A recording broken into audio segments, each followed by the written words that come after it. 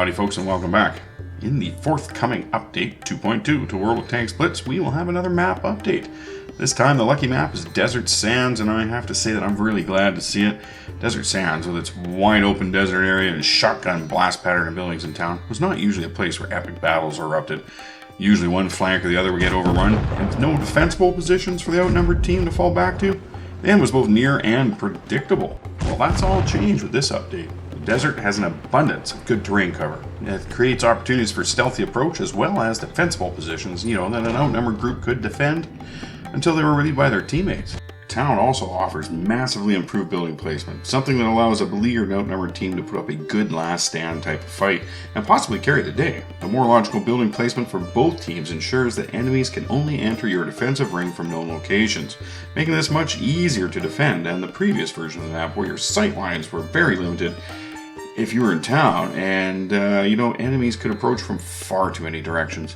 The railway that bisects the map used to have 3 places where it could be passed over or under to get into the town from the desert. Now there's 5. 2 sections of the train now have flatbed cars with ramps up to them from the desert side, ostensibly for offloading of supplies. But hardcore YOLOists and canny commanders alike will find these spots useful for entering the town without having all eyes upon them.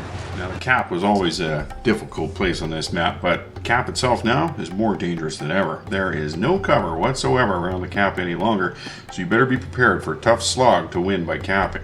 Some general impressions for myself while cruising this map is that it's bigger than the old version, which technically isn't true, but with the elimination of steep-sided cliffs that encroached on the map boundaries, there's a lot more area to drive over and fight over. TD drivers and other snipers alike will lament losing their lofty perches high on the hills, and for vehicles that don't have extraordinary gun depression, the terrain will not really provide the sniping positions they're hoping for. Other vehicles, though, like the Dicker Max, will find the new terrain very much to their liking, I think, with every berm or sand dune providing an excellent opportunity for hull-down sniping.